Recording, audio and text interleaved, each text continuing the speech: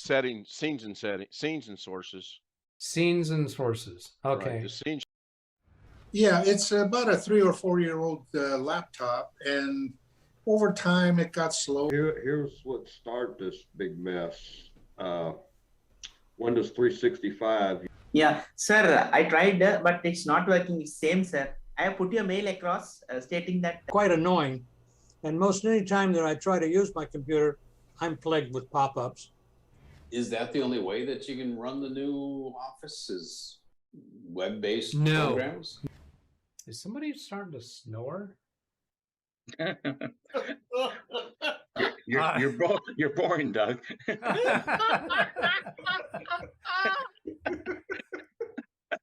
Sorry. Good morning, good Saturday morning, November 2nd, 2024. My microphone volume is hello, good. Doug. Hello, John Williams. Speaker bot came through. I wasn't looking at the graphic indicator when that came through, but I'm pretty sure that came through good. I'm going to do an exclamation mark Y to confirm it while I'm looking at Yes, affirmative. speaker bot volume. Yes, looks good. Groot is here. I see in chat. All right. Oh, let's go take care of starting business. I got through my checklist this morning. And yeah, there was things to fix, as usual. Microphone volume covered. Live commentary. Go over here to customization so that anybody can chat. Official Tim P. Cruz said, hello, Doug. Hello, John Tim. Williams said, nice monitor behind you. Monitor behind me. Oh, that's that all-in-one. And that's going to be part of today's agenda, assuming we get to it. I think we will. Well, let me give this orientation. Kind of shifting a little bit, the Saturday show. I think Zoom is open, by the way. And I thought it'd be a good idea to point out, I have a curated list of things to cover today that I think I would be interested in if I were on your side of the screen. But questions from viewers about issues that you're having with your computers would always take priority.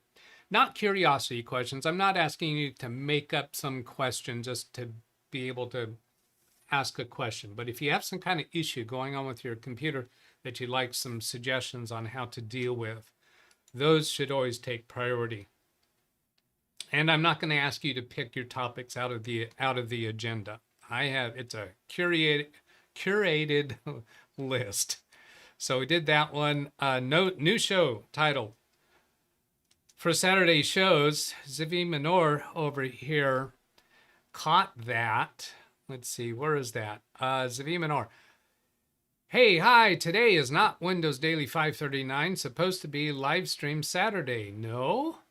Well, that's the way it has been in the past, and I've decided to go ahead and make a change for that because it was kind of a nuisance to me to have two different styles of show, the Monday through Friday show and the Saturday show. That caused me to go through extra setup steps. I got to go grab the description layout for a Saturday show, and it was just kind of a nuisance, and it wasn't really having much value. So I'm very interested in simplifying what I do and keep the things that are useful and beneficial and change the other things around. So this is one of the things. I'm changing the nature of the Saturday show to be more in line with the Monday through Friday shows because it just seems strained, not strange, strained to put in a list of topics and then ask you to choose from them. I know some of you were just trying to give me what I'm asking for and just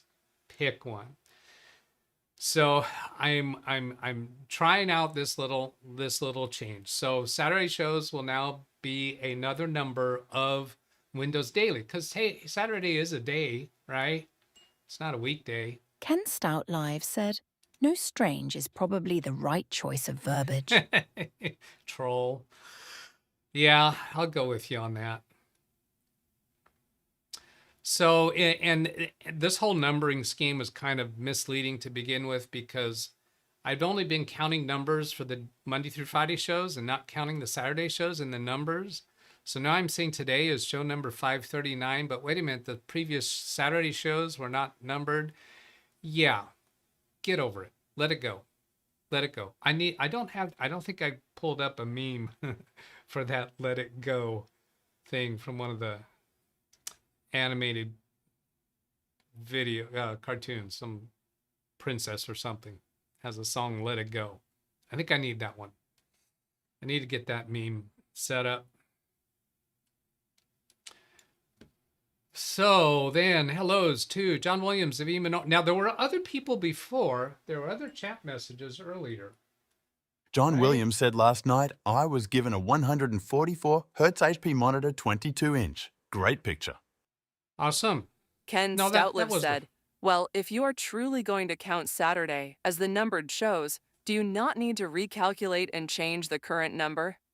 Well, I contemplated doing that, and I considered how beneficial is that? How important is that? Does that improve the growth of the channel? No.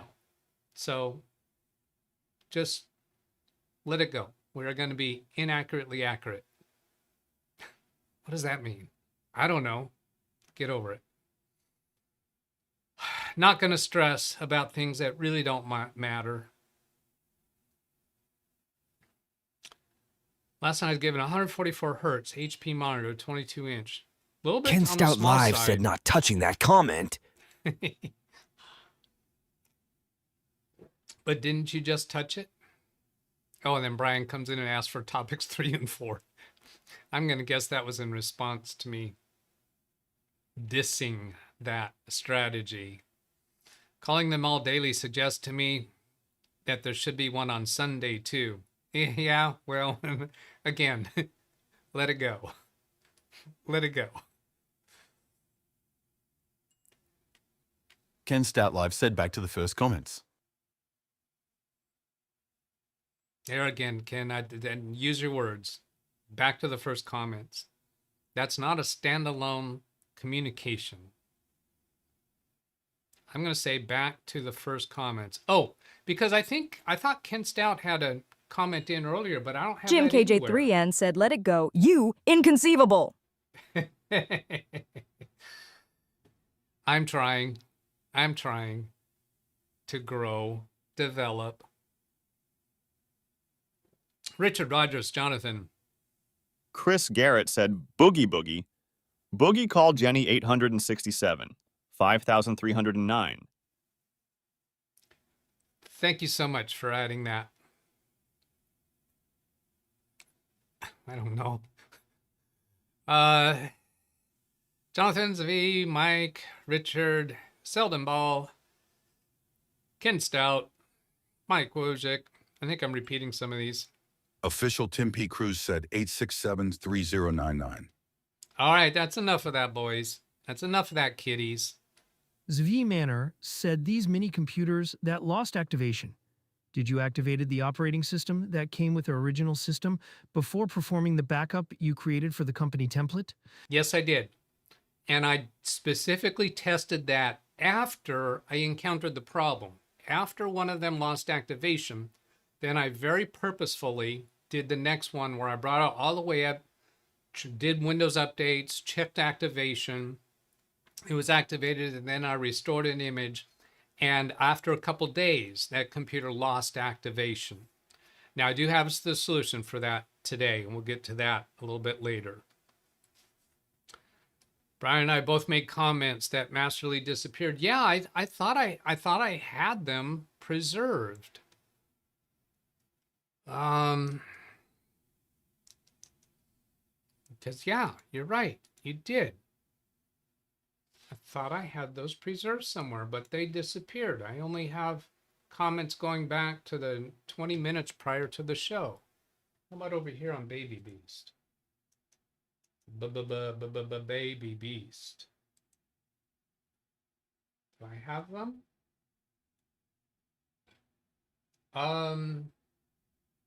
Yes. Yes. No, that was yesterday's show that I have on Baby Beast, 538. No. Yeah, that was yesterday's show.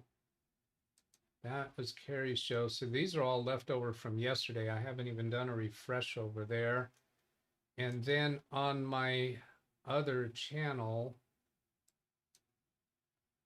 1039. No, it's lost there too. They got real serious about dropping off comments in chat that came before some time, 20 minutes, 30 minutes. Maybe it's once the notifications go out. I know they were there. And even OBS, I had OBS open that whole time. And my oldest comment in OBS from the chat room was also John Williams. Well, that is a change. That is another development among YouTube. YouTube is YouTube. What I have done before is to take a screenshot of, but I was only doing that the previous day. So now I guess I have to do it more. Doug, do you have any speculation and why, after doing Microsoft updates and verifying validation, the product key would become invalidated? I hope you can elaborate on the subject. Well, you know what? I have a Beelink section later where I'm going to talk about that. So yeah, I'll give you that speculation then. Let me go back to my subject. Take a look over and see if, oh, there is somebody in Zoom. So let's see. In Zoom, I'm going to bring you in a moment. I just turned the microphone on so you can hear me. And I'm going to change things around so I can hear you and turn on the video so that you can hear me. And right away, I'm going to be checking. John Williams said, did you just get a new battery for your watch? Oh, well, that's one of the agenda items, is to tell you what happened with the watch, because I've got some fixes to report. But anyway, here, let's bring Zoom up and we're going to check on the audio right soon off the bat. But hang on a second. Let me get the picture-in-picture thing set up. 2 columns, 1 row, and move that one over there. And then I'm looking at, where's the Zoom volume? All right, let's try it. Hello, Alex. Yeah, I'm good. That sounded good, but I'm not seeing the audio indicator for that. So let me go look in audio sources and Zoom. I turned this on before the show. Were you seeing right there that Zoom audio is muted? I turned that on specifically before the show. Something about my automations for the startup of the show must be muting that. So let's try it again. Hello, Alex. Hello, Doug. Yes. Yes, that is, yeah, there's the Zoom audio showing up. And do you have any topics or questions or subjects to start out with? Not that I can think of. I saw your BitLocker drive encryption or demonstration or whatever. So I'm interested in John that. Williams said, hello, Alex. All right, awesome. And actually, I'm seeing that on, I'm going to bring my audio sources up again to show people. I don't actually have Zoom audio turned all the way up, but when Alex speaks, it looks like it's loud enough. Go ahead and give me a little more speech, Alex. It's probably because I'm using my Yeti, just like Your you Yeti? have, so Yeah. and I have found, especially in my house, it's very sensitive. This microphone can pick up stuff from all the way from the other end of the house. Yeah, I experienced that also with the Yeti.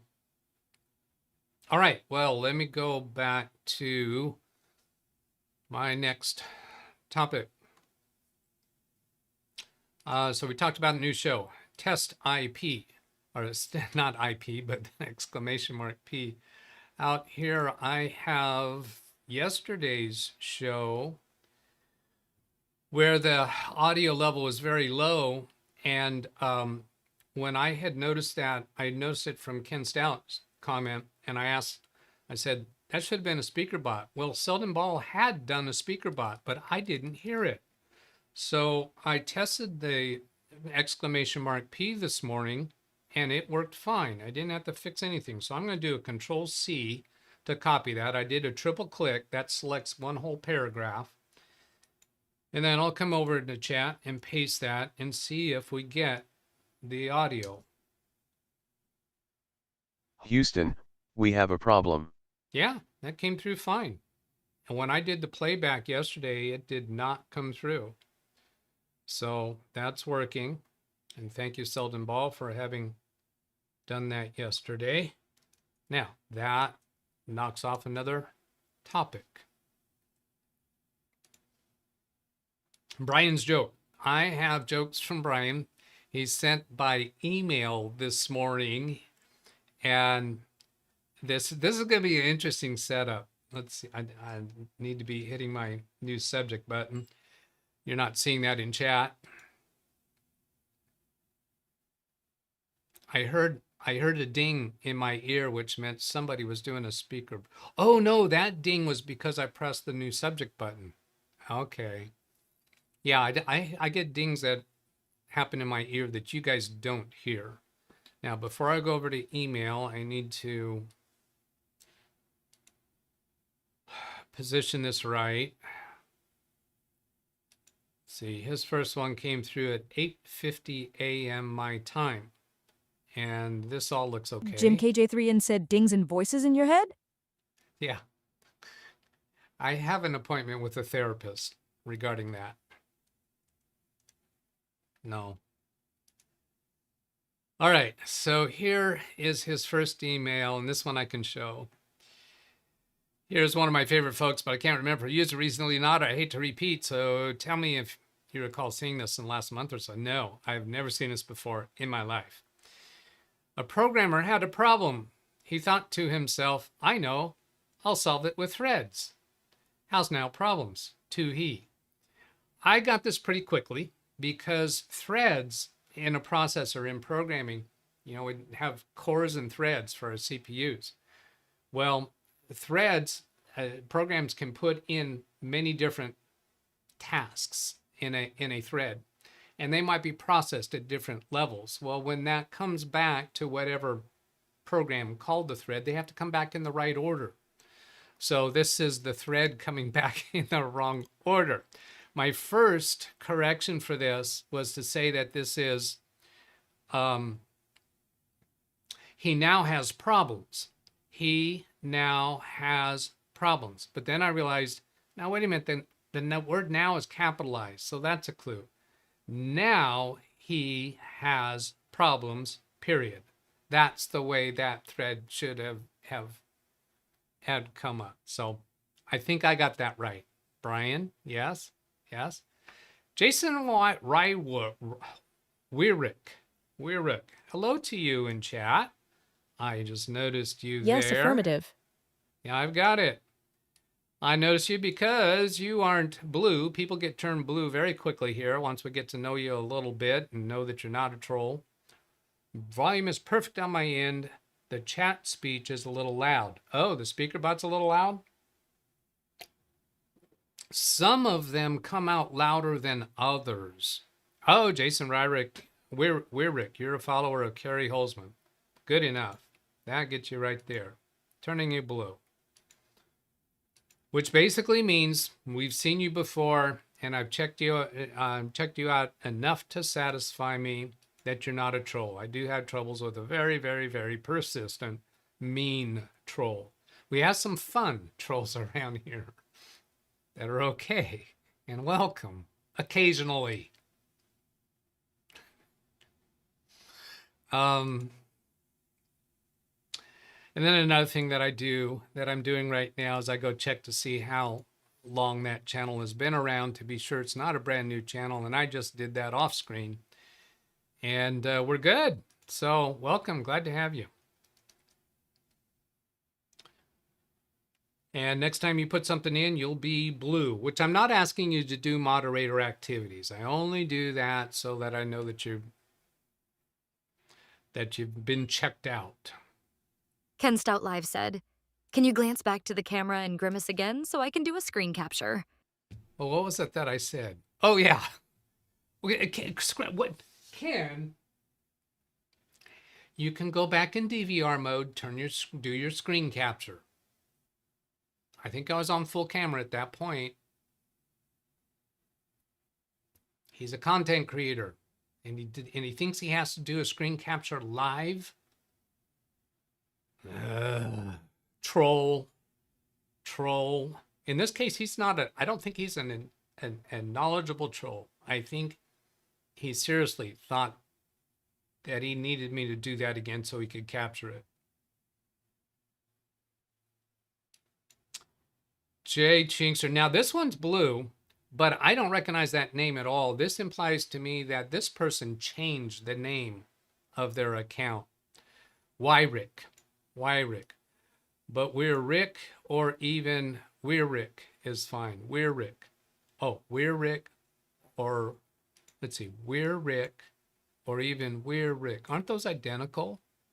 But we're Rick, or even we're Rick. That's the same thing. Why Rick or we're Rick? My lips don't work that way. Of course he must be live. Mark. This is Mark. Jay Jinkster is Mark. I must have seen you before, and that's not the full name that you had previously, was it? Svemanner said, "You Yeah, do I not don't know. read messages orange anymore." No, I intend to, but I don't. I don't think of it every moment. It doesn't. Yeah, you can keep saying no, but in the end, we won't believe you. You can keep saying no. Yeah, it doesn't attract me as quickly as SpeakerBot. So an exclamation mark C and then typing that would have been good, because then you don't have to wait for SpeakerBot to speak it. So he was saying that in response to something I said at that moment, and that was 4 minutes ago. You think I know what I said 4 minutes ago? Oh, come on. You can keep saying no, but in the end, we won't believe you. I don't know what I was saying no to. Jinkster explains, remember when I had a problem with my NVMe on my Surface Pro? Mark Seward. Vaguely. Since I don't remember what I said 4 minutes ago, I almost said 4 minutes ago. I don't remember what I said 4 minutes ago. I got don't quite something. I got remember something. that. I Yeah, got something funny for. I got something funny for you that just happened yesterday. For me. I keep our church cell phone here at home to transfer the video files from sermons to my computer, and I make sure it's updated and all that. Well, I checked the voicemails yesterday on that phone, and it got 12 voicemails from the power company telling me the power was going to be out today. 12, not one, not two, but 12. They're all dated for today? Yes. It was the exact same message 12 times. How strange is that? Yeah, that's strange. Now, did they show that the timestamp shows the time that it came through? Were they all the same time, or were they spread minutes apart? I don't know that it didn't say. All I know is it was 12 messages that were exactly the same messages saying that the power was going to be out today for like 2 hours because they were doing maintenance. So are you telling me Android phones do not show the time that text messages come in? Yes, they do if you look at the visual voicemail, but this particular time I was just listening to it. Because out of habit I will, hold down the number 1 and just punch in the PIN code like you used to do before the visual voicemail came along, and so it was just something I noticed that I've never happened before. All right. Never So gotten 12 voicemails early. yeah, Same and these were message. voicemails, not text messages. Okay. Because I was thinking text messages when I was trying to take a jab at No, Android. most people probably don't leave. Most people probably don't leave voicemails anymore. Quite a few people I know don't even have their voicemail set up. Oh. Okay, let me get back to Brian's jokes. Let's see. Wait a minute. Yeah, I think. Yeah, this should all be displayable. He followed up with another joke when I responded to him that no, I haven't seen that previous joke before. He says, because it's Saturday and you have more time for the show. Yeah, we'll see how that goes. Here are four, and by the way, I'm going to try to end on time today because I do have a redirect set up for Carrie's show that starts at my intended ending time. So I'm going to try to be prompt for ending today. Because it's Saturday and you have more time for the show, here are 4 related jokes that you will need to read during the show. Do not read ahead. Do not read ahead. He says, I went on camera 1 because I know Ken was going to ask me to do that. Otherwise, you'll spoil the answers.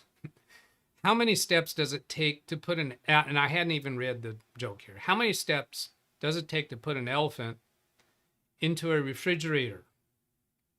Scroll down for answer. How many steps? I'm trying to answer it before I scroll down. How many steps does it take to put an elephant into a refrigerator? Yes. 3, open the door, put in an elephant, close the door. Ba-dum-bump. Okay, Dad. How many steps does it take to put a giraffe into the... Oh, all right. He's trying to nail me here. How many steps does it take to put a giraffe in the refrigerator? 3, open the door, put the giraffe in and close the door. Somehow I don't think that's going to be right. 4, open the door, take out the elephant, put in a giraffe, and close the door. The Lion King threw a party and invited all of his subjects, the monkeys, the rhinos, the hyenas, and all the other animals. All of them came except for one. Which animal did not attend the Lion King's party? Okay, I got to take me a moment to grasp this. Josh, I'll come to you in a moment. Just hang on for a little bit. The Lion King threw a party and invited all of his subjects. The monkeys, the rhinos, the hyenas, and all the other animals, all of them came except for one. Which animal did not attend the Lion King's party? Partay. I know. You know it? All right. The giraffe, because it's still in the refrigerator. All right. I'll buy that. Now let's go. Two columns, 2 rows there. Let's go see if you've got it right. Oh, no. The giraffe, because he's in the refrigerator. Very good. And there's no way I could have looked that up. No way I could have Googled that. No way you could have Googled that in that amount of time. You saying? Yeah. Had you heard it before? No. All right. You are walking on a safari through the jungle and you come to Crocodile Creek, the home to many deadly crocodiles. You must cross this river, but there are no bridges, no boats, no swinging vines, and no river rocks for you to use. How can you safely cross Crocodile Creek? Use the refrigerator as a raft. Okay. Walking on a safari through the jungle, you come to Crocodile Creek, the home to many deadly crocodiles. You must cross this river. There are no bridges, no boats, no swinging vines, no river rocks. See, I'm thinking there's some trick in there somewhere. Safari through the jungle. There could be a river going through a jungle. You on a safari, it's conceivable to need to cross a river. How can you safely okay, I'm not getting it. I'll take a quick look in chat, see if anybody has typed it in. Nope, no activity in chat. Scroll down. Swim across. All of the crocodile all the crocodiles are at Lion King's party. Ha. Though it's their home, but they're not there because they're at the party. I scrolled back here to see if the creek was infested with crocodiles. No, it's their home. All right, Brian, I think you got me, stumped me on a few of those. Now let's go say hello to Josh Kinder. Hello, Josh. What's up, bug? I'm doing a live stream. I Duh. can see that. Well, then why did you ask? It's the thing you give me another answer. Yeah, I'm not clever enough to come. The clever thing to do would be to come up with a clever comeback when you say something like that, and I am just not cool enough to do that. Now I'm going to do a little fix on Zoom for those who are interested in the trivia of about this production. As you see, there's next to my picture-in-picture. See, when I turn off my picture-in-picture, you see that the participants are actually seeing whatever I'm broadcasting.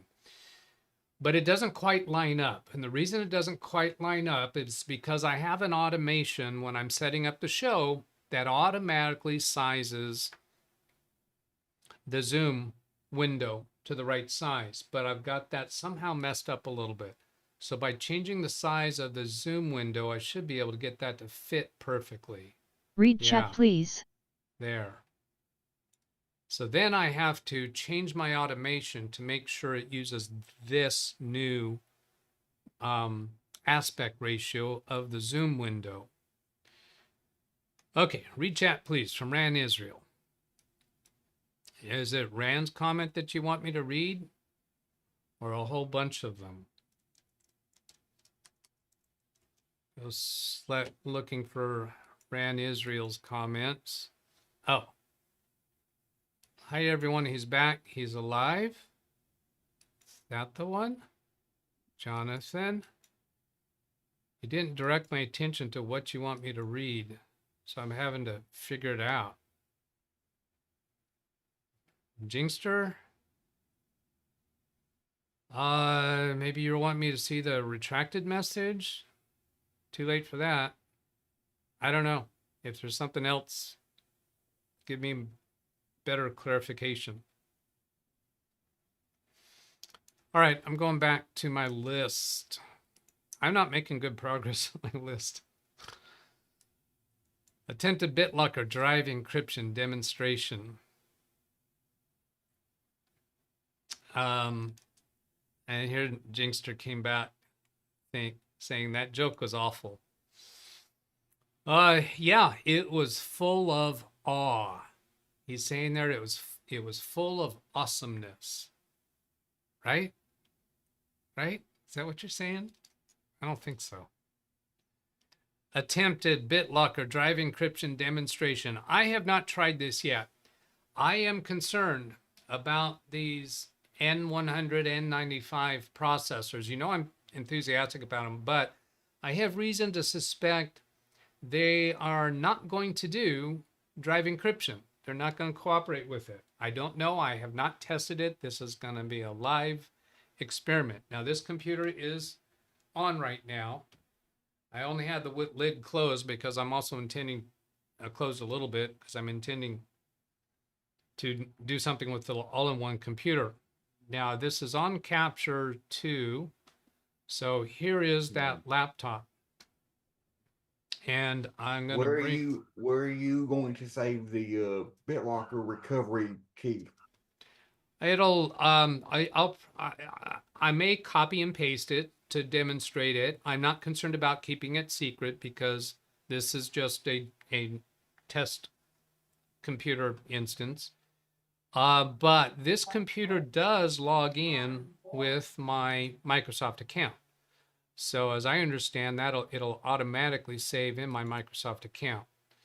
So now I have a preview window popped up full screen in OBS so that I can see this. And I'm going to show you. If I click on user right here, now this computer boots up with no password. It has a local user account, which I subsequently configured it to log in with my Microsoft account. So this computer actually turns on and boots up into Windows without entering any password and is connected to my Microsoft account. That's a bit of a different kind of way to configure a computer. Then let's go into, I'll just type encryption. Data encryption is the search result. Data encryption, manage Bitlocker drive encryption. Bitlocker is off. Turn on Bitlocker. Now I'm going to give you a clue as to why I'm kind of anticipating a problem. If I bring up MS Info and run that as administrator, I have noticed that down here, drive encryption support, reasons for failed automatic drive encryption, PCR7 binding is not supported. Hardware security test interface failed and device. See if I drag this over to the right, we'll be able to see the rest of that. Hardware security test interface failed and device is not modern standby. It might be just some BIOS adjustment I need to make, but I don't think this is going to work right off the bat. So turn on Bitlocker. Bitlocker is verifying some things. How do you want to back up your recovery key? Save to your Microsoft account, save to a file, print the recovery key. So do I have to choose one of those? Can I do multiples of them? How come I find I'm gonna go with save to a file first, and it's letting me select a file on this computer. Well, that's kind of a problem, because what if I lose access to this drive and the Bitlocker key is stored on this drive, then I can't get to it. So if I'm going to save it in a text file, I have to then copy it to some other device. Let's cancel from there.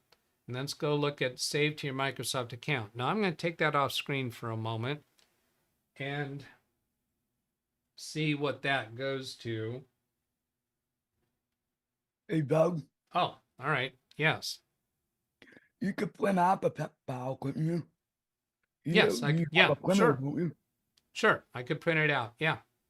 And any other method of getting that recovery key on some other device. Now, when I did this, here's what happened. I'm going to try clicking it again. Save to your Microsoft account, and boom, it just did it that quickly. So apparently it's in my Microsoft account. Do I trust that? No. I'm close to it. Now here's the print recovery key. This computer is not currently connected to my printer, but my printer is shared on another computer on the network. What you could do is you could use that option, print recovery key, to select the Microsoft PDF printer, and then print it off, quote, in a PDF file.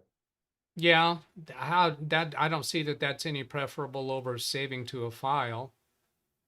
Yeah, because that's the only printer that I have available currently is to print to PDF. So if I do that, then again I'm selecting a location.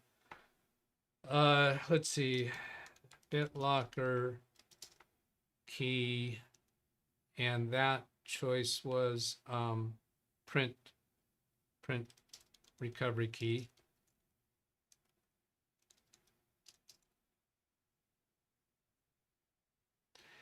And then save Jim to file. J3N said, trust a Microsoft account. I wouldn't. See, I think that went into my documents folder, didn't it? So here, this one's going to be as a text file, and there's the key. So it's actually displaying it right there. And I'm not doing this on the computer that I care about, and this isn't going to stay on this computer. So I'm not concerned about exposing that. Your recovery key can't be saved to an encrypted drive. Okay, so it's forcing me to choose another location. So how about this? If I do // Doug-BB baby, and then I got to sign in with credentials there. And here I'm using Big Beast Baby is also connected to my Microsoft account, but the profile is created with a local user account. So I'm putting in here the credentials for the local user account. Even though it's associated with the Microsoft account, I can still gain access this way. And then there's an SW setup folder is where I typically share things between computers. So I'm trying to click on it and it's not highlighting. File name down here is in blue. Okay, there it gives me that. And then now it's letting me go in. So there's kind of some kind of delay there. Where do I want to do that? New folder. Let's change the name of that new folder to Bitlocker key. And I ought to, let's see, I'll press enter on that and then enter again. Since I don't know what's in that Jim folder. KJ3. And said no. Normal would go through all of this. No normal? No, oh, no normal would go through all this. You're right, yeah. And a normal should not be engaging Bitlocker. Should not. Martin Hogg said, good evening everyone. Sorry I'm late due UK time changes. Hello, Martin Hogg. You said the same thing last week. So you didn't fix that, did you? Did you? Did you?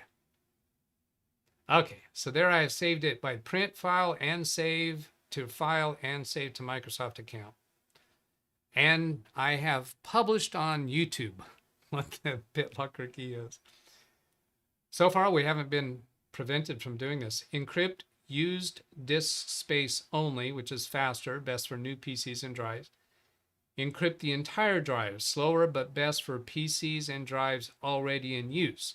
The reason for that is because you may have some deleted files that are not currently in use, but they still could be recovered if they are on a unencrypted portion of your drive. So that's why they're offering that. I'm going to choose the use space only because this is a fairly new installation. Choose which encryption mode to use. Now, this is all first time through to me. I've never seen this before. Windows 10 introduces a new encryption, right? Windows 10 introduces a new encryption, new disk encryption method. It was introduced new with Windows 10. It's not new by today's standards, I would say. XTS-AES. I'm not going to try to pronounce what those stand for. I don't care. This mode provides additional integrity support, but is not compatible with older versions of Windows. If this is a removable drive that you're going to use on older versions of Windows, you should choose compatible mode. Now, that's a convenient time to point out, this is a Windows 11 Pro computer, which uses Bitlocker.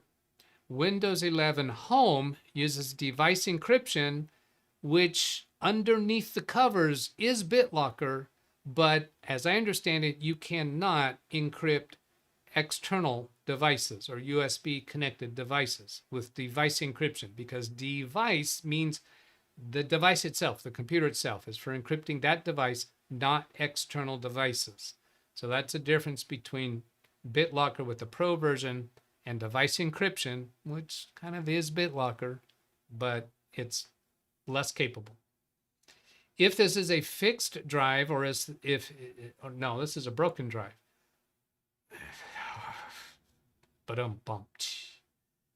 Or if this drive will only be used on devices running at least Windows 10 version 15.11 or later, you should choose the new encryption mode. Yeah, we'll do the new encryption mode. Why did it take him so long to read through that? Get over it. Are you ready to encrypt this drive? Encryption might take a while depending upon the size of the drive. You can keep working while the drive is being encrypted, although your PC might run more slowly. Run Bitlocker system check. This system check ensures that BitLocker can read the recovery and encryption keys correctly before encrypting the drive. BitLocker will restart your computer before encrypting. Note, this check might take a while, but is recommended to ensure that your selected unlock method works without requiring a recovery key. Alex, I think I know you well enough to know that you would put the check mark. Is that correct? Alex, surprise. That would mean that every time you turn on the computer, you would not have to put in the recovery key. No, that's not what this check mark is asking us for. This is run a BitLocker system check so that it can check to make sure everything's okay. When you restart the computer, I don't think you have to put in the BitLocker key. I think as long as you're logging in with credentials, it's handled automatically. I don't think you have to enter. In that case, yes, I would put the check mark in there. Yeah. I figured you would because Jim Cotty the Rearman said Alex was busy watching Tammy. No, I wasn't. I was. I think it's more likely that he didn't quite catch all of that But content, I do which always, I wouldn't either. Whenever I do a macro reflex backup, I always verify the backups after I do it and before I restore. That's what I was about to say. That's how I knew that you would select, yes, let's take the cautious route, because I know you well enough to know that. And I think that's a healthy thing to do. So we'll go ahead and do that and continue. Looks like this is going to work to me. I was thinking we'd get prevented before this. Now I'm expecting some other kind of message. It said it was going to restart the computer first. I don't see anything happening. Restart required. I guess this is its message telling me to restart. I think it would have been better if it popped up some kind of a prompt to restart. Let's see if it, now there's no orange dot. There's nothing telling us that we need to do a restart. There's no orange or red dot. So let's do a restart and see what happens.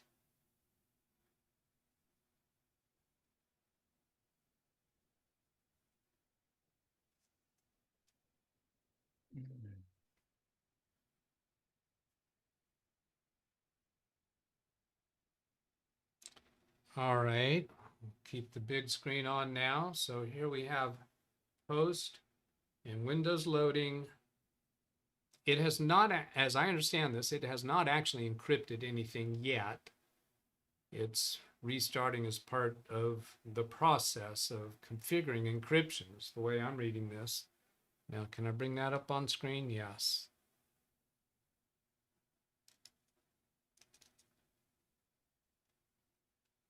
Jason Wyrick says BitLocker is the devil. He spelled it differently than I pronounced it.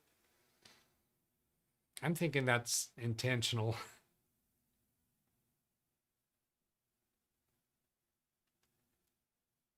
I'm just looking back at chat a little bit while that's trying to do something. Hello, Frosty Winnipeg. Martin Hogg, hello. Sin Vicious. Advanced Encryption System was the AES acronym. Okay, so we're still not seeing any messages about encryption. If your drive is actually encrypted, you should when you go to the File Explorer and look at the C drive, there should be a lock icon. Okay. Let's bring up Explorer here. I'm thinking that it's not. Yeah, there's a lock icon. Is that the lock icon you were expecting? Yes. I was expecting it to take some time to encrypt.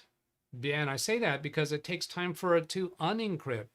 Major manufacturers, when I receive their computers, they already have encryption partially enabled. And when I turn it off, it takes a while for it to turn off.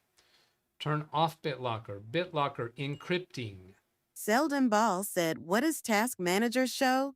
That's a good idea, Selden. I'm going to sort by the disk column. System is pretty busy, 89%. Let's see what I would say that that's CPUs. probably BitLocker then. Yeah, I'm inclined to think so. Got a couple other places to check. I want to see if this gives us any kind of a status report. Backup recovery key, turn off BitLocker, fix data drives. Here's a lock symbol. This padlock is unlocked. That's in an unlocked state. Well, that's because it's currently encrypting. When it's encrypted fully, it should be blocked. It should be a lock. I agree with that suspicion. Let's try coming over here to, let's see. Where do we get it?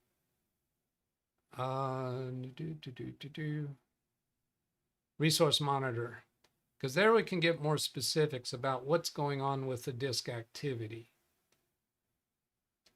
Processes with disk activity. Do we get any clue in here? If I go to the total column is currently sorted in descending order. So the most active is system. When I click on that, do I get more information? No.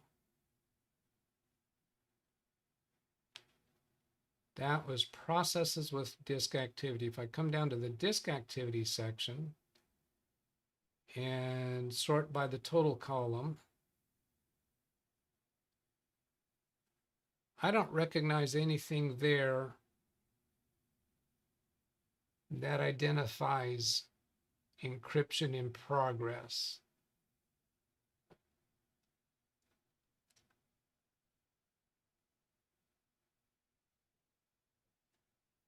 I would like to see some kind of a progress indicator.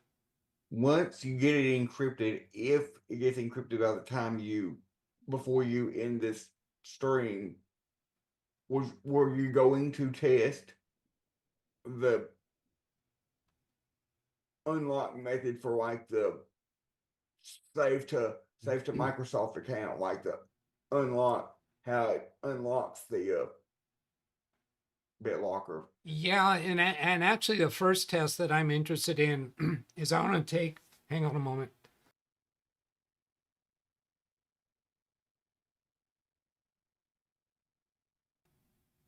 I want to take the drive out of the laptop and connect it to another computer by USB to show that I can't get access to it. And then try to see if I can get access to it by using the key with it attached to a different computer. I think I should be able to. But that's one of the things that I want to try verifying it. And what else? Oh yeah, and just see when I like maybe if I tried to log into the computer with a different user account, can I do that? And basically I just want to see how does it work. I have not done much study on it, and I do have one client right now that has encrypted computers, and we encrypted them, but I don't know that much about how they operate. Jason says it's encrypted now. BitLocker on, BitLocker on. Yeah, it doesn't say encrypting anymore. Okay. Let's see what happens when I restart. Now keep in, oh yeah, look at here that the disk utilization has gone way down. You can see how busy it was back then. He must have noticed it. Well, maybe he noticed it over my shoulder that it finished, because I don't think I had that on screen when it finished. Okay.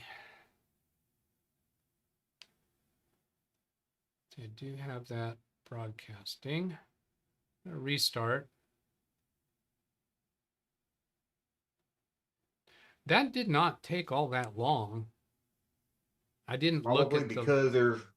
because it's a fresh, clean install, and there's not like 500 gigs worth of data on the Yeah. on my computer. It'll probably take longer because I've got at least Right. 500, at least 200 or 300 gigs worth of stuff.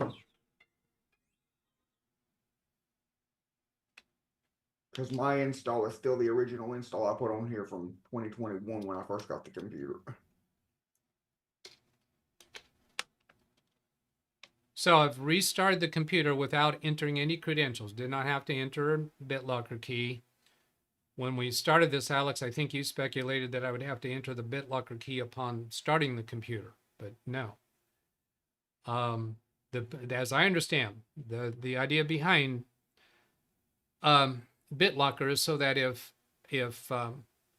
somebody gets hold of your drive, they can't unencrypt it. Now this computer is logging into Windows with no password, so it's coming straight into Windows.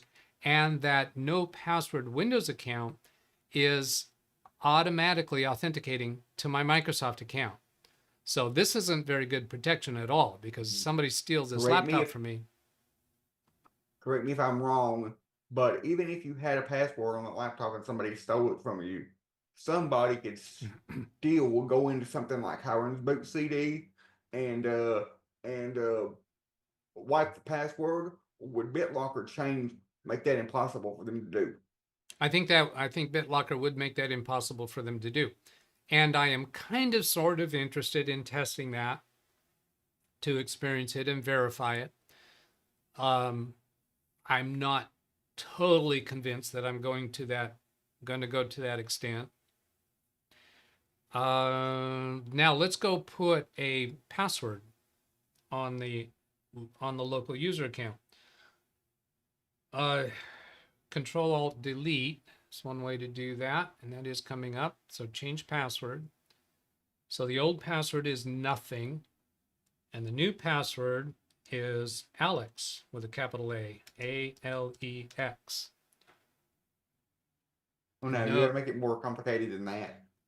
Well, no, this is all temporary. This is all temporary.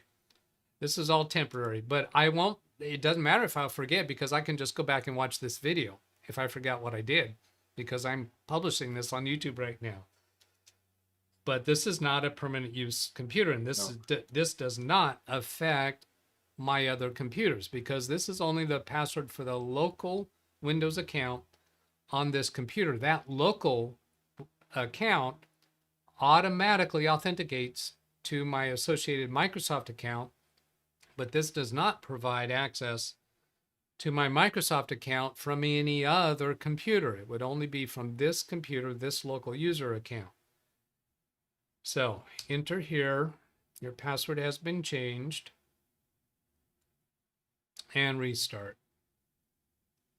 I have my mom's computer set up in a similar fashion to the way you got your computer set up. Only difference is her account that she uses is not the administrator. I've got it set up so that the account that she uses, that's a standard user, automatically logs in, and she doesn't even know there's another account on the computer. All right. Only way she would know that is if she tried to ever install anything, which she doesn't ever do.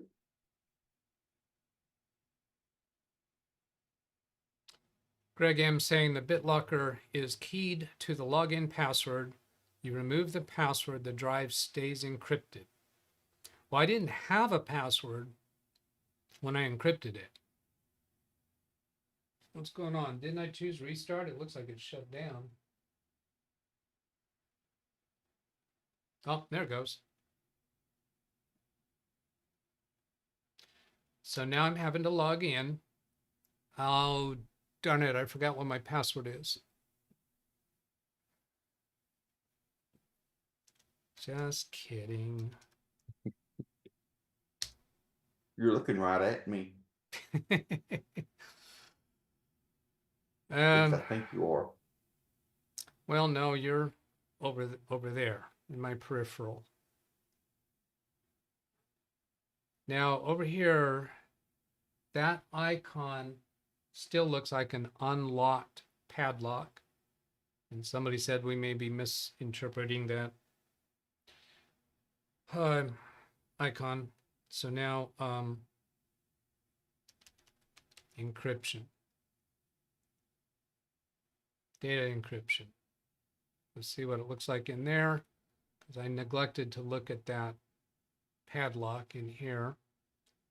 Yeah, this still shows unlocked, but we see confirmation here. Suspend protection. Oh, that's suspend protection. That's not suspending BitLocker, is it? Do you want to suspend BitLocker protection? Oh, if you do, your data won't be protected. You might need to temporarily suspend BitLocker if you're updating your PC's firmware, hardware, or operating system. If you forget to resume BitLocker protection, it will resume automatically the next time you restart your PC. Oh, that's interesting. Useful.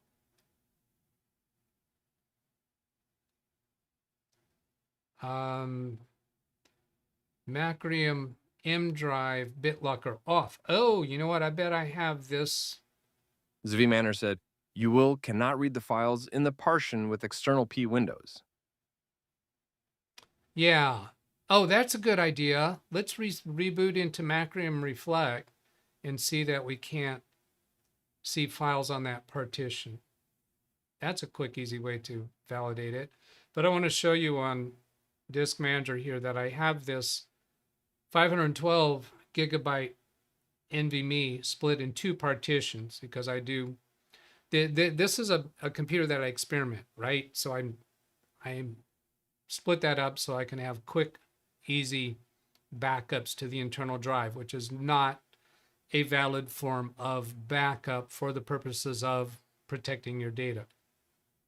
I just do that for quick, easy backups and restores. Now I can, and I think I actually have Macrium Reflect installed on this computer, but no, I need to do it. I need to boot. To be a fair test of that, because this Macrium Reflect will boot into a pre-installation environment. I'm not intending to use Macrium Reflect, but rather just intending to use File Explorer from within that environment.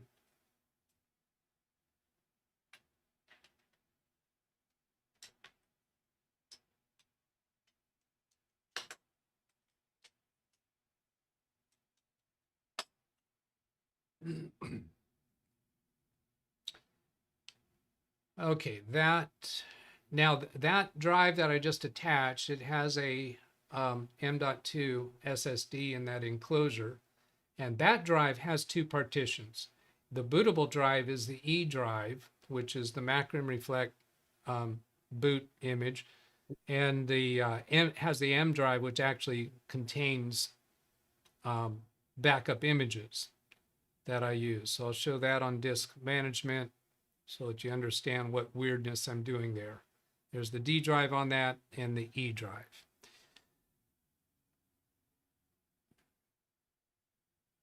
Then I'm going to do, holding down the Shift key, I'm going to click Restart. That should get me the advanced startup options where I can select to boot from a USB drive.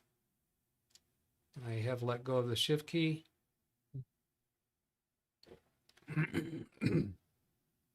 I think it's booting to that USB drive first. Even if I hadn't held down the Shift key, it would have done that. Hello, Chris McGraw. See there, orange did catch my eye. Oh, no, I'm getting this. This is the Shift restart. Use a device. And then this has been weird. This one here, UEFI control PCIe, that's the, oh, use a device. That's if you wanted to pixie boot the computer, like if you wanted to boot off of a server. Yeah, this is not giving me the USB drive that I have attached. And I've seen that before with this computer. This is letting me boot from IPv4 network or IPv6, yet it is showing what appears to be a USB thumb drive. So that's a weird thing there. It's not making any mention of USB. Although it did say boot from a device.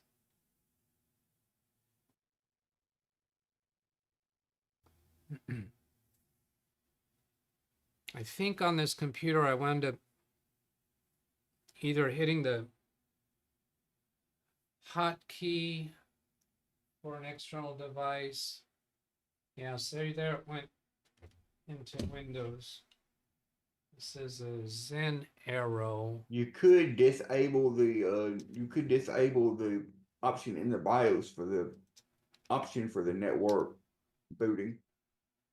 And then it wouldn't. Yeah. It'd be forced to. Yeah, I wouldn't offer that anymore.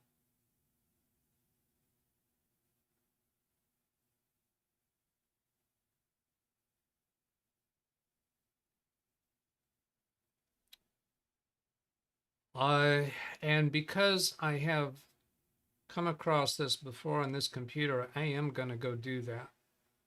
So this again was the shift restart, so I can get the advanced startup options.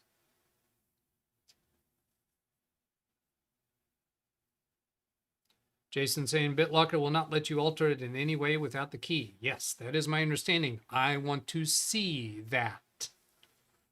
Because there are a lot of things in computers that when I go try to actually do it, I find, that doesn't work quite the way I thought it was going to. There may be something about the experience that is not as expected. So I'm not going to go into use a device. I'm going to go into troubleshoot and advanced options and UEFI firmware settings and restart. Disable the network boot options. Come over here to boot, and then boot option 2 is boot. See, now this boot option 2 shows the WDC, which is the thumb drive that I have connected. It's not really a thumb drive, is it? It's kind of too long to be a thumb. And then here's the NVMe. I don't see that the network options are even enabled. Let's go look at network. Probably over here. There, network stack configuration. IPv PXE support. So disable that. That doesn't disable the Ethernet port. That just disables the PXE. Alex is pronouncing it as PXE. I didn't even know that. I think I've heard it before, but I'm sure it stands for pre-execution environment. Okay, cool. It's similar to the thing it loads when you use a Windows setup on a flash drive. It just does it over another computer instead of a USB drive. Got it. Thank you.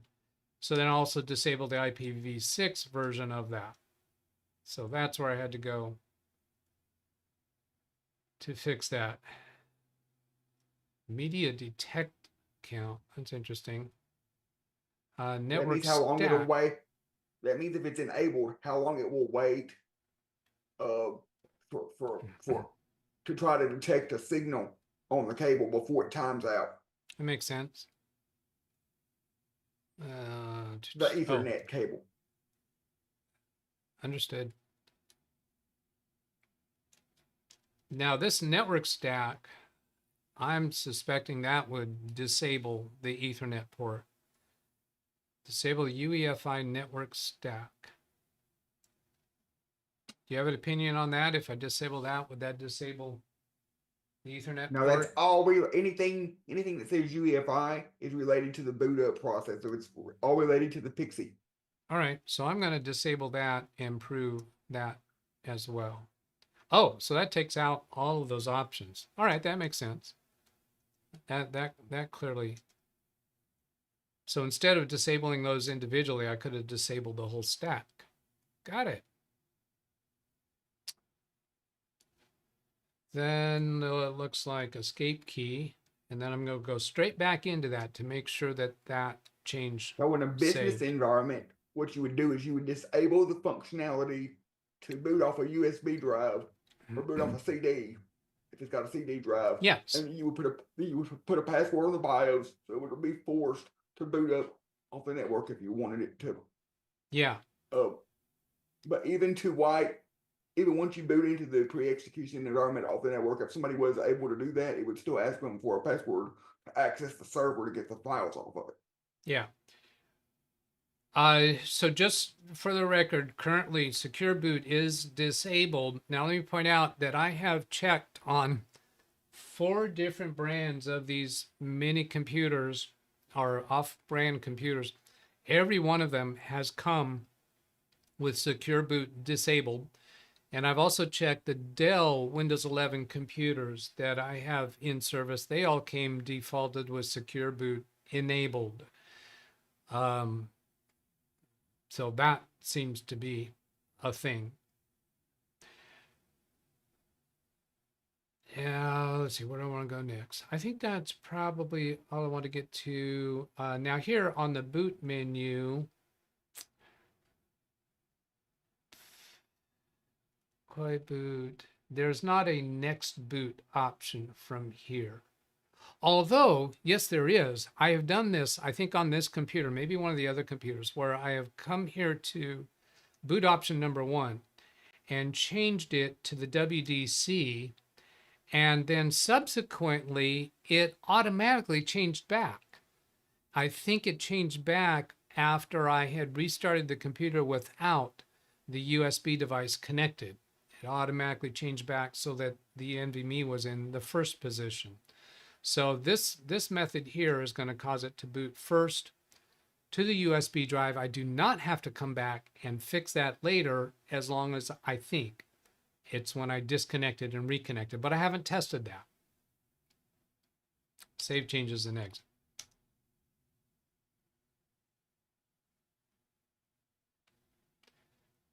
I agree with Chris McGraw's statement. I don't know if Chris is saying that based upon his personal experience or just what he assumes and expects.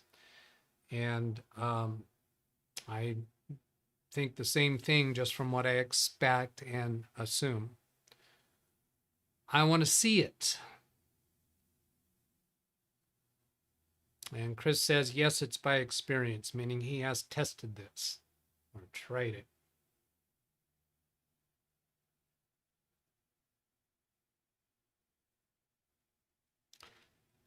And Chris, if you don't know this about me, I do not accept what anybody tells me is the way it happens. I don't know it for sure until I test it and see it.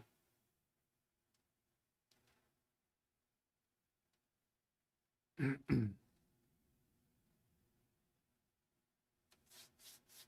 Lawn Dog, I'm saying that after I remove this thumb drive and restart the computer, if I put in the thumb drive again, it will not boot from that first. It will not stick to that configuration, because that's what I think I have experienced with this computer, but I would have to test it to really. I had some, since we're on this topic about network booting, I had some older computers at college that I actually had to update the BIOS on in order for them to even see, in order for them to even be able to boot up off the network. Okay. And Londog is taking the other side of that bet. He's saying, I don't think it resets and puts your NVMe drive in the first position. All right. I got to prove you wrong now. So here's the D drive, which is, hang on a moment. The D drive, which is the drive where I have the backups. And previously you saw that as the M drive. Well, this boot into Macrim Reflex PE environment did not have the M drive assigned to that partition. It automatically assigned a drive letter to that partition. Here's the E drive, which this would be what we just booted from. Oh, no, I'm sorry, I said that wrong. The D drive is the unencrypted portion of my NVMe drive. This F drive is the backup storage portion of that USB drive, and this would be the boot partition of that USB drive.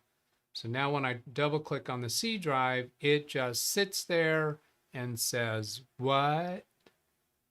What? No message whatsoever. Right click and open, nothing. Properties, 0. Use space 0, free space 0. Won't let me see anything about it. No, I'm not talking to you. I'm not. We're not on speaking terms.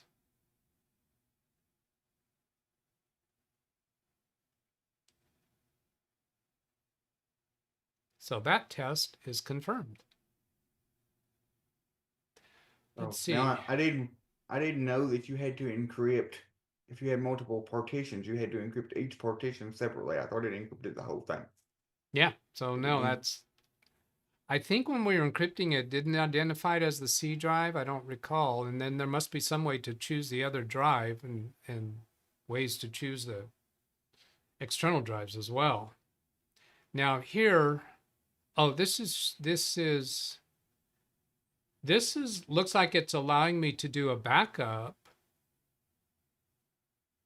No. Oh, here it goes. Padlock.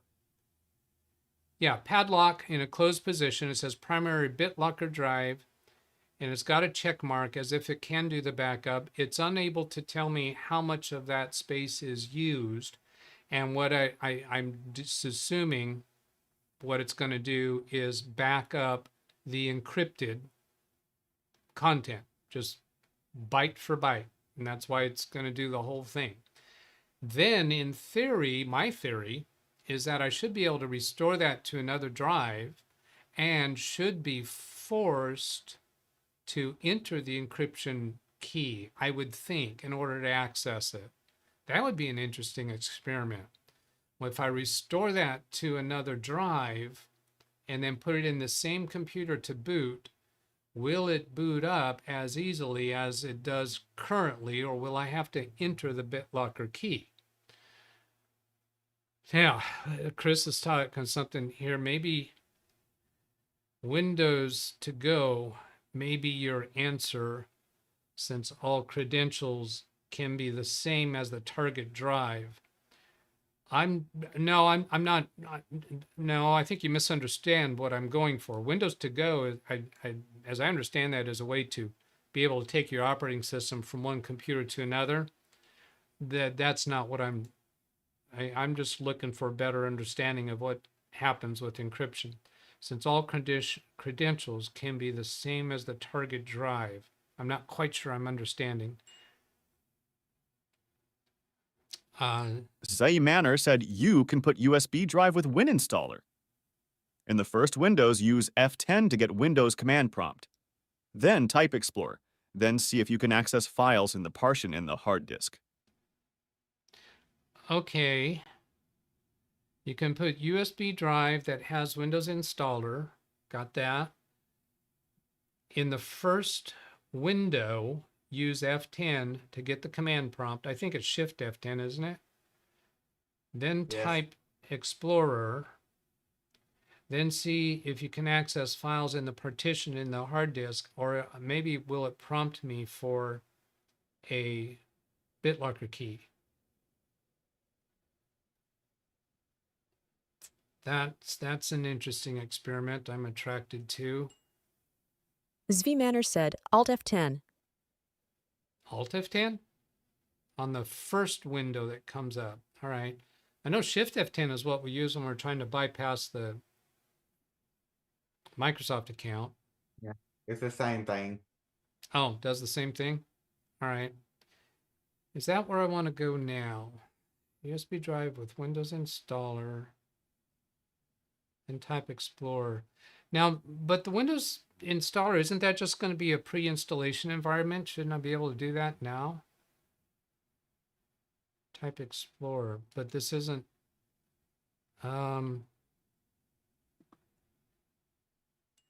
I don't No, know. you wouldn't Jim be able to do it KJ3N now said 'cause you're Beelink. specifically on Macrium, so you wouldn't be able to. You were talking at the same time that Jim's thing came through. Beelink. No, that's a Zen Aero laptop, not a Beelink. Alt F10. I think I should just go for the Windows installation media. It's quick enough to get to that. And Doug, do you really have a separate flash drive for every type of installation media you have? Yes, I'm going to suspect your next question is a simpler way to do it. I don't do installations often enough to care about that. So, What? I just have like a 64 gig flash drive with the Ventoy program on it that's it multi-boot. So I have like Windows 10, Windows 11, and all the tools on one. yeah, I know that flash can be drive. done. I don't do that often enough to care about it. So, no. Then let's go over here and take out, let's see, I guess do it that way. Got that guy. This would be a test. This would be a test for Londog's expectation, I think. As V Manor said, you are right shift plus F10. Sorry. Okay, no problem. So will this now boot automatically to the USB drive, even though I've changed USB drives? When I pull that one out, did BIOS go back to putting the NVMe drive in first place? All right, we'll close that. That exits and hands off boot. See where it goes to. Oh, Bitlocker recovery key.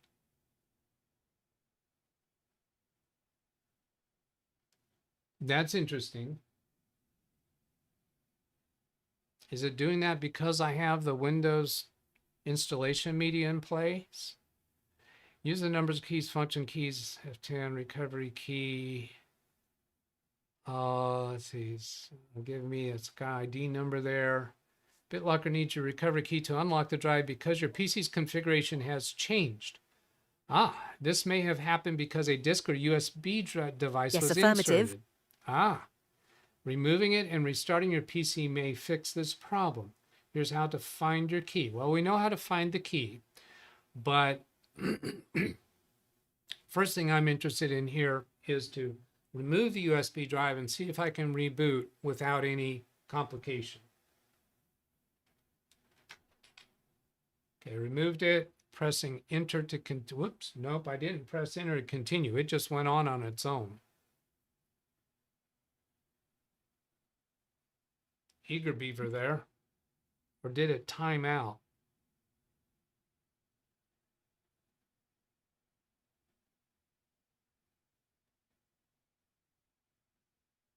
There's no power light. Previously, when it took a while before it rebooted, there was a power light. Might be able to turn it off. That appears to be what happened, that it actually powered down. V Manor said force shutdown. Explain, Zavi. I didn't touch anything. So you're saying it force shut down itself? Okay, here we were at this screen. It knows you were booted up into the Macrium Reflect USB media before, so it's asking for the recovery key now. That's my theory. Yeah, and because that's not doing anything, it's probably shutting down to try and protect itself. Because that didn't put in the key. Because it doesn't want to think that it's stolen. Probably. Yeah, so I'm testing that right now as I'm not going to do anything. There's no countdown happening. I did turn to the keyboard. I was about to press the enter key, but I did not actually press it. I do think I touched the keyboard. Dantaman 6161 said, is it because you changed boot order? I was suspicious of that too, Dan the Man. because I changed the boot order because it did. Yeah, see there, it just went off. So what it's doing is, if it knows there's no option within a certain amount of time, it just shuts off. Maybe. Now that's Maybe. I have another possible explanation. When I connected this silver stone enclosure, there wasn't enough space, so I removed the power cable.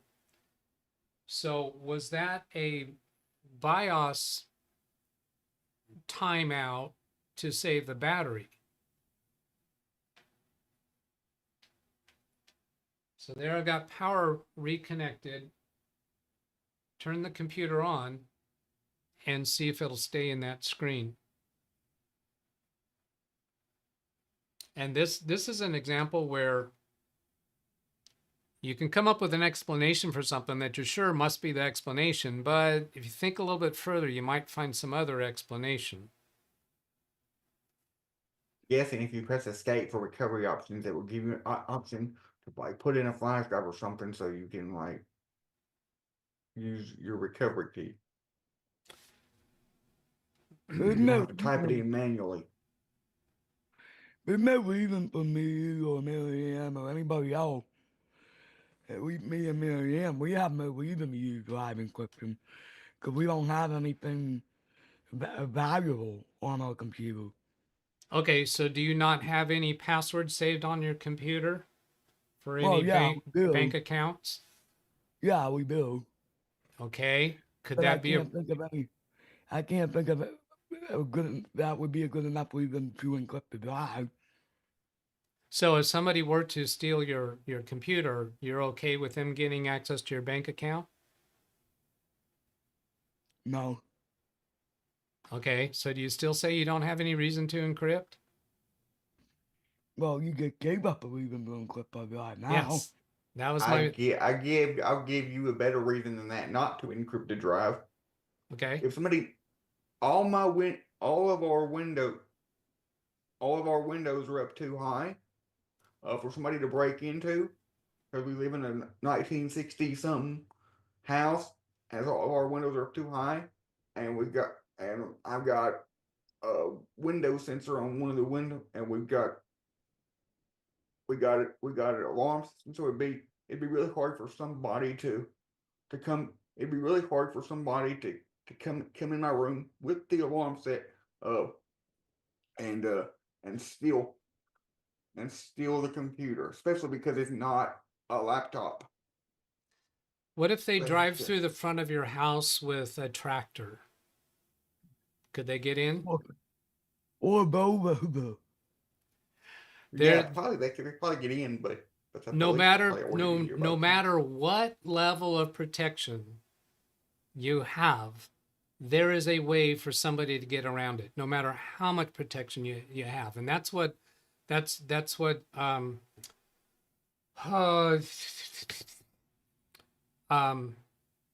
people that try to break into penetration testing. Chris Garrett said #1 reason, and Josh needs to leave BitLocker alone because it's Josh. Yeah. Now I'm not proposing that you do it. Let me finish. Let me get through this. No matter what level circumstances that you have, there is a way that somebody can get through it if they were sufficiently motivated. The place is to get some kind of level of balance, because at some point you got to say that's enough protection for me. I'm not saying that anybody watching this video should be encrypting their content. I do expect to be moving to encrypted content myself, and let me tell you why. I do this, I provide support to my clients. So I have credentials, I have credit cards that belong to my clients. Even if my equipment never gets compromised, if my client's credit card, for instance, gets compromised, then you're compromised. That's not where I'm going with this. If my client's content gets compromised, I am on the suspect list. Right. That's what I meant. So that, yeah, you were close, just wording it a little differently. I want to reduce the amount of how high I am on the suspect list. Now, I have had my own computer stolen before. I have had my house infiltrated with a home invasion burglary. I was upstairs sleeping. I woke up while they were here. I came down and chased them out of the house. They got my laptop. The most fortunate thing about that is that it was in the hands of people who didn't know what they were doing. There was never any level of compromise that was encountered. But any level of protection that you have can get violated. So think about what is your level of exposure, and there's lots of ways of exposure that you may not think about. And this thing about when you said there's nothing on your computer that would be of interest to them, and I said, well, how about credentials for bank accounts? And you say, well, yeah. Do you care about them getting into your bank accounts? Well, yeah. So yes, you do care. I'm not saying that you should encrypt because of that, but depending upon the level of crime development as we move forward, if that becomes a common type of vulnerability, then maybe so. Right now, I don't think we're there yet. There's no bank account on the computer that German can build, but there is a bank account information on my end.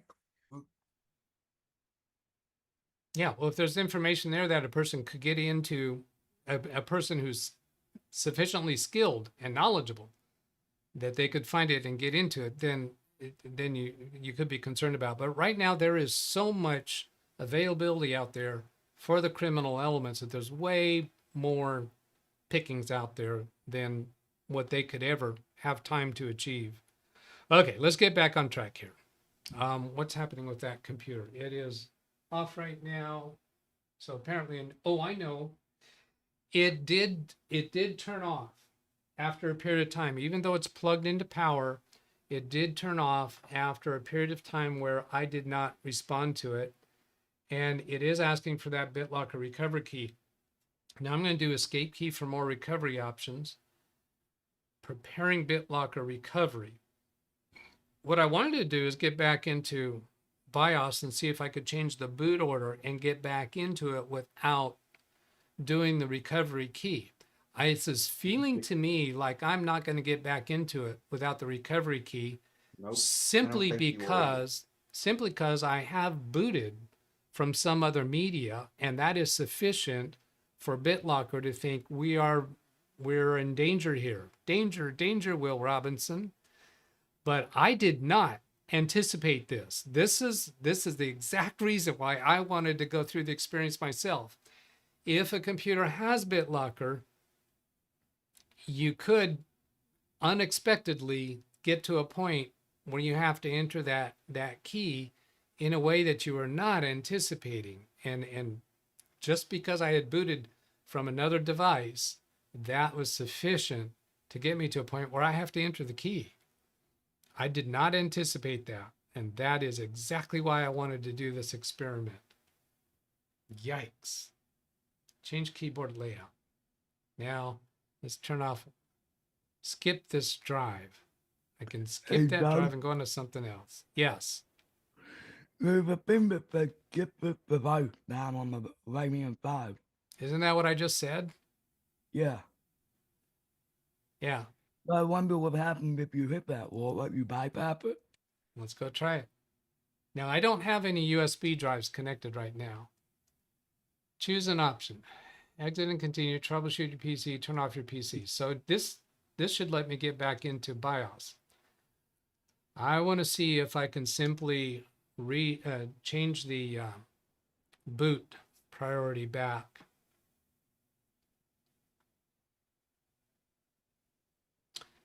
Londog, I wonder if this could be triggered by something as simple as booting to a live copy of Linux. I'm getting the impression that if you boot to anything other than the encrypted drive in a normal fashion, that this would get triggered. That's what it's feeling like to me. Chris says yes to that theory. Okay. Now, I don't think this is going to fix it, but I'm going to go see. And remember, secure boot was not enabled. Boot option 1. Yeah, see here, boot option 1 is back to the NVMe.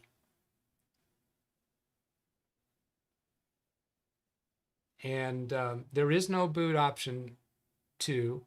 We disabled the network boot options. There is no USB drive currently connected. So this is, let's see, boot. Oh, there's a boot override.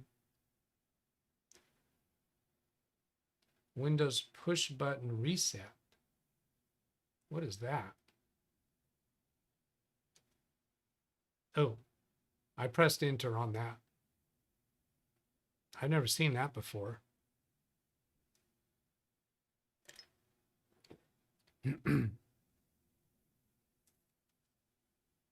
Lundog has given me the win on that for automatically changing back. Yeah, I think that's a BIOS configuration where their BIOS program can define how that happens. Can cops crack BitLocker? My response to that is no. However, can nation state level resources crack into a BitLocker? If they could, I don't think they would let us know that. So, but Chris Garrett said, "Is that Adele?" No, this is not Adele. They can get into people's phones, and most people's phones are turned on when, whether they're locked or not. Most people's phones are turned on when they're pulled over. So I've heard, I've watched some videos and heard some people say that if you're gonna get pulled over, the safest thing to do is turn off your phone. Yeah. Because it makes it harder for the cops to get your information if you completely shut down your phone. Yeah, I don't think a police officer is going to have that level of illegal invasion capabilities. But if to be really careful, sure, I'll give you that. Okay, let me get back onto this. Let's stop the sidetracks. Where are we? We're at troubleshooting. So apparently, I'm not going to get any action on this without entering the key. Was there one other thing somebody was suggesting for a test? I don't remember. I don't think so. Chris Garrett said, use Google and search crack BitLocker. I'm not interested in going down that road right now.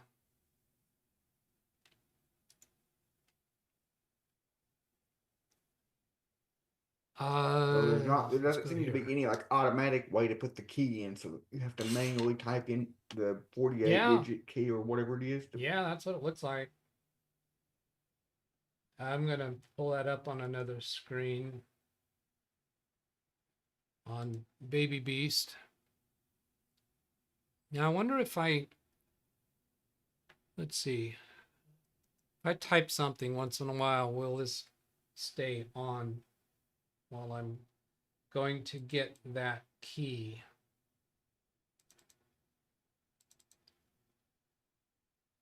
I'm wondering if it resets the timer when you type. Each time you type. Yeah, I suspect that it does. That's a very common thing with any kind of a timeout due to inactivity. Londog, guess we would have wish we would have printed the key out. No, we have it printed. We've got the key. Here I've got the key on Baby Beast.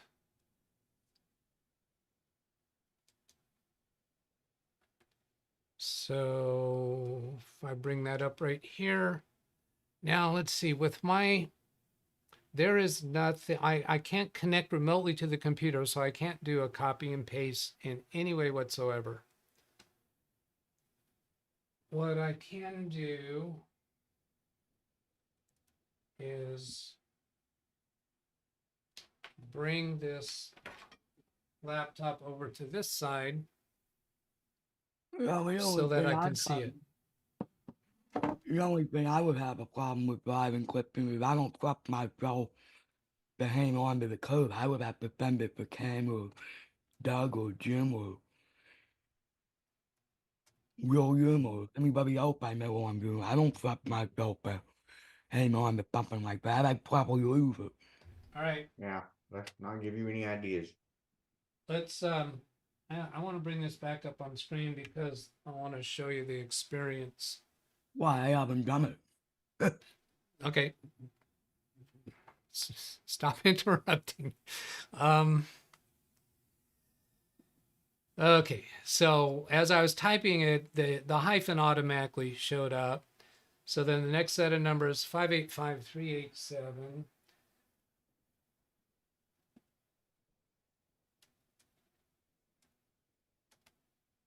And the hyphen automatically appeared.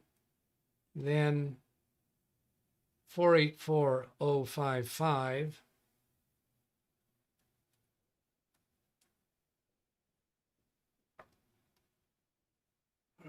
And then 412731.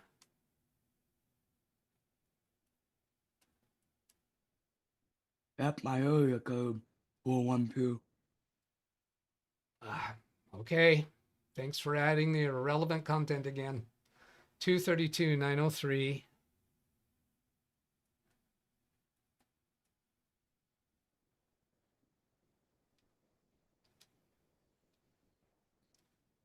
Cranky much, Doug? Sometimes. 99379.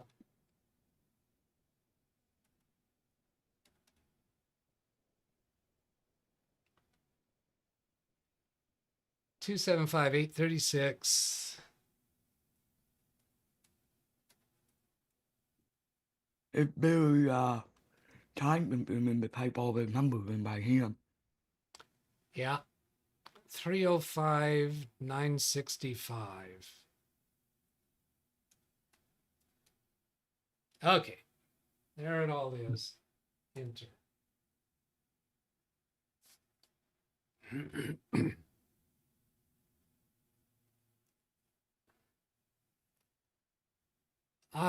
Jason If you do it saying enough, if you do it enough times, you'll memorize it. I wouldn't be able to memorize something like that. I'm lucky I can remember my password beginning on my computer. Okay, come on. Stop interrupting, please.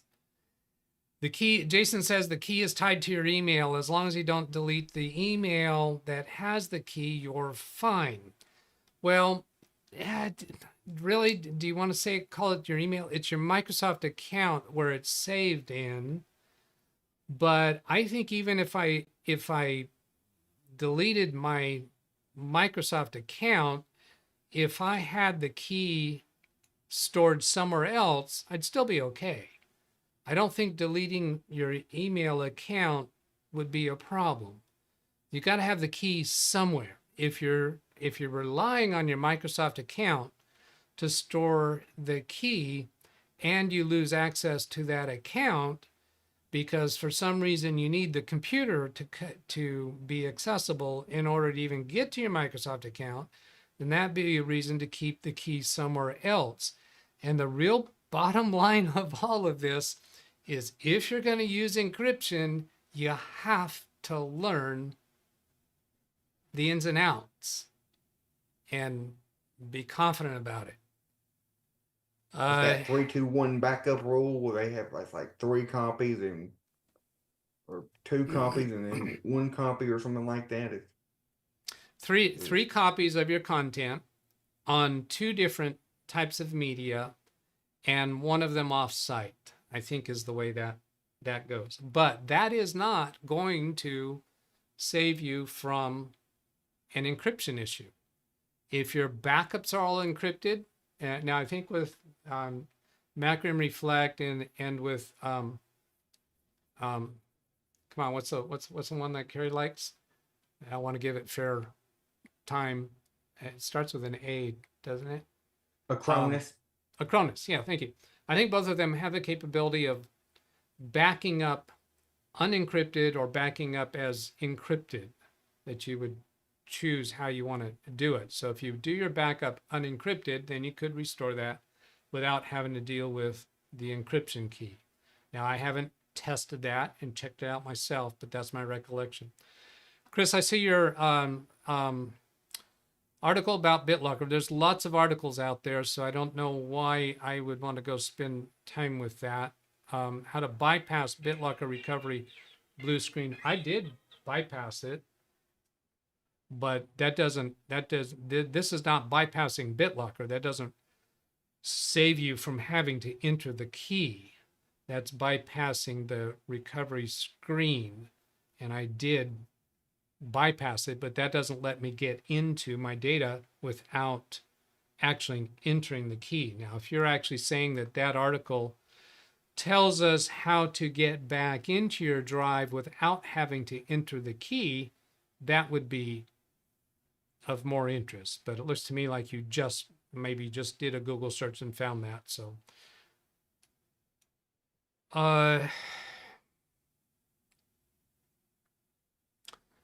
Doug, if possible now or in the future, can we look at how to find the Bitlocker key in Windows account environment? Yeah, I'm interested in doing that now.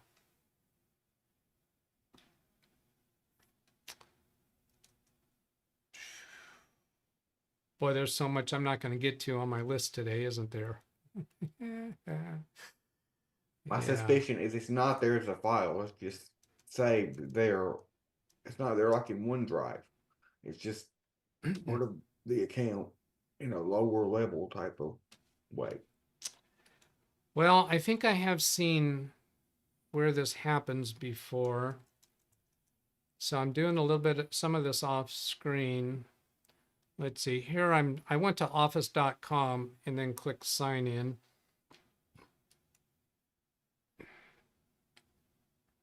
In Microsoft Edge.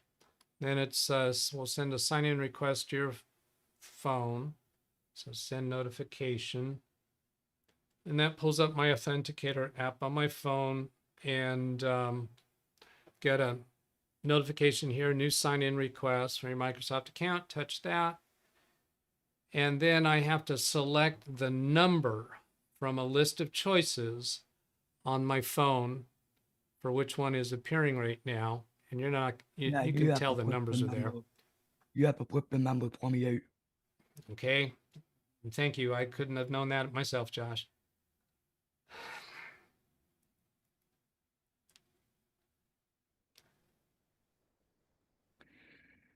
Okay. A lot of times when I find him in my email, I have to do that. We don't recognize you. Can I talk now, Josh? Okay. Just make me a co-host. I'll put him in the waiting room. All right. So here I am at my Microsoft account. And then in the upper right corner, let's see what we got here. See what that comes up with. Yeah, clicking icon in the upper right corner. And then I think I need to go to my account rather than the office.com interface.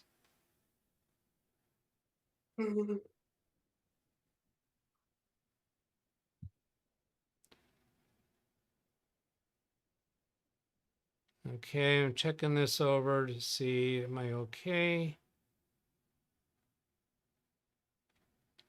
Yeah, I don't see anything compromising here. So this takes me to my account. And then down here on devices, I think this is where we're going to find is the details for this Zen Arrow. That's the computer. I'm going to click on View Details. Yeah. Checking this screen to see if it's okay. Yes. Bitlocker data protection. Manage recovery keys. So I'll click on that.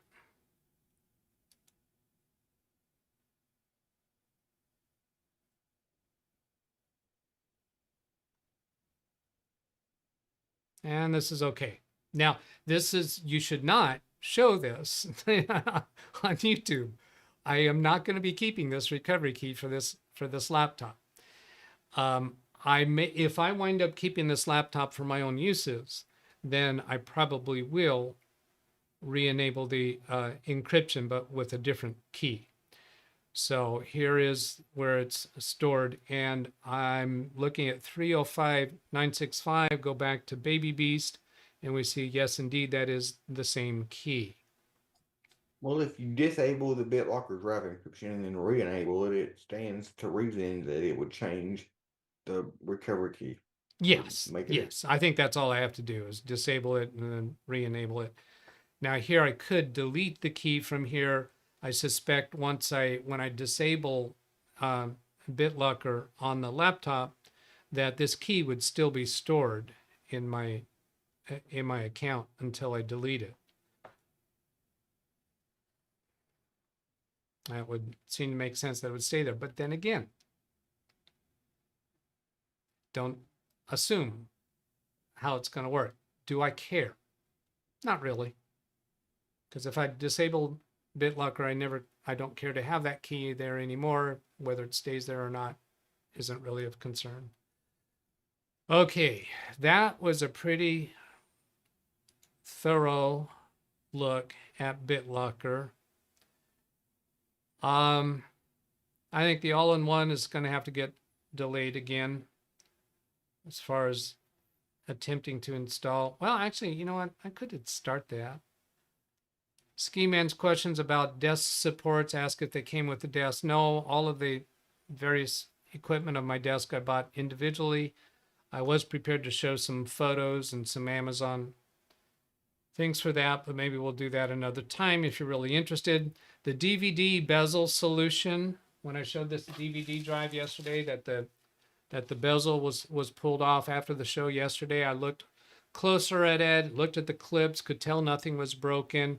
And so I just did a little bend and was able to get that in place easily. I also reported yesterday that extra cable they were showing was not included. Yes, it was. It was on the floor. And after the show was over, when I went to put my desk back down is when I found it. So somewhere along the line, it fell out of the package. So that DVD purchase just was very good all the way around. Very happy with it. The Apple Watch fix, somebody noticed earlier today that I got my watch back on. And yes, that was a surprising thing, but yet it was another testament to my persistence. Some people, not saying any names, Jim KJ3N, some people have made fun of me for how much I will persist in trying to solve something. Well, I persisted in trying to solve this and I succeeded. I totally succeeded. What was happening with my phone, and I explained yesterday, is that it wasn't charging. It was showing a lightning bolt symbol on here when I put it on the charger and did not show the normal charging ring. So what I wanted to do was totally wear it down to completely dead to where that lightning bolt would not come on anymore. So I left it for a couple of days, and every once in a while I go push the button without putting it on the charger, trying to get it to a point to where it would no longer respond to pressing the button and no longer give me the lightning bolt. And so after a couple of days, it was still giving me the lightning bolt. So this morning, I just went while I was going to go do something else and just kept it in my hands and just kept pressing the button about once per second so that lightning bolt would stay on. And I figured that's going to wear down the battery to nothing. And my intent was to then put it back on the charger. Well, here's what happened. I'm going to set up a little video for you here. After doing that for a while, instead of a lightning bolt, it came up with this. It showed me the Apple symbol. Now I'm going to play this forward a little bit. I'm going to mute the audio on it. There is audio, but it's not worthy of any of playing, and the audio wasn't very good. So here I'm pressing again, trying to get something else to happen. I have not put it on the charger yet. but that lightning bolt no longer appearing. And then the Apple went off after I took my finger off of there. Now I'm trying it again to see what happens. Holding the button down.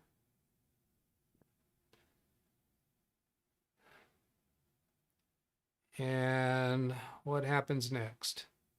There's the lightning bolt again. So this is where it was not as desired. That was back to just giving me the lightning bolt, but it has given me the Apple symbol. So then I think what I do is I go put it on the charger.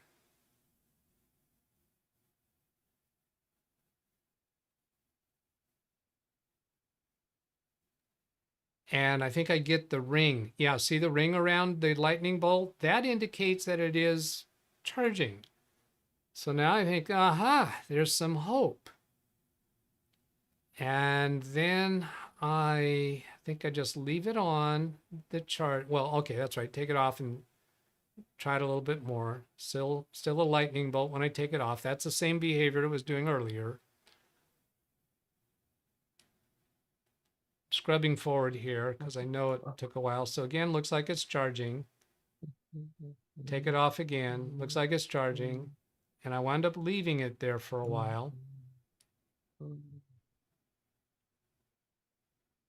Yeah, so that's the end of that. And then going on to the next one.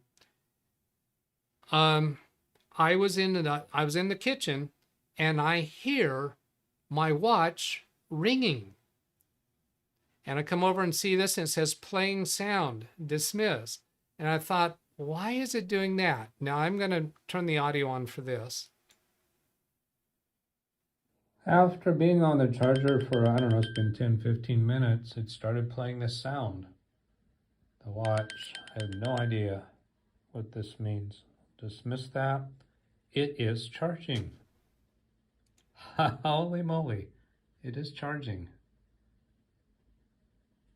That short bar on the charging circle. Going back to the beginning because you weren't hearing the audio. After being on the charger for, I don't know, 15 minutes, it started playing this sound. The watch, I have no idea what this means. Dismiss that. It is charging. Holy moly, it is charging.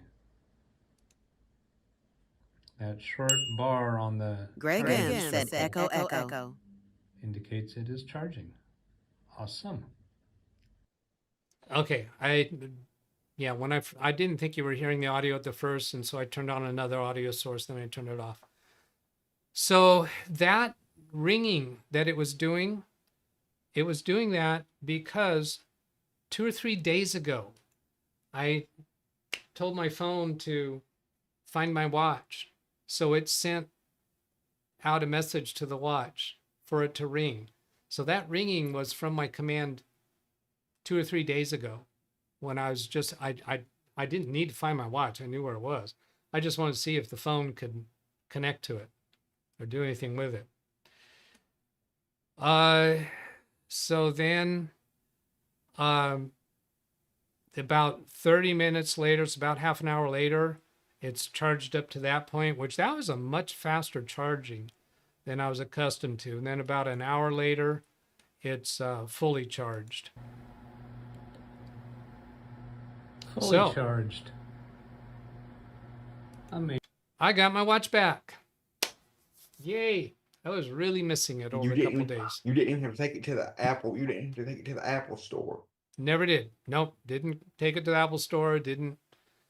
I did do a Google search in regards to my Apple Watch only displays a lightning bolt and won't charge. And I didn't find anything useful.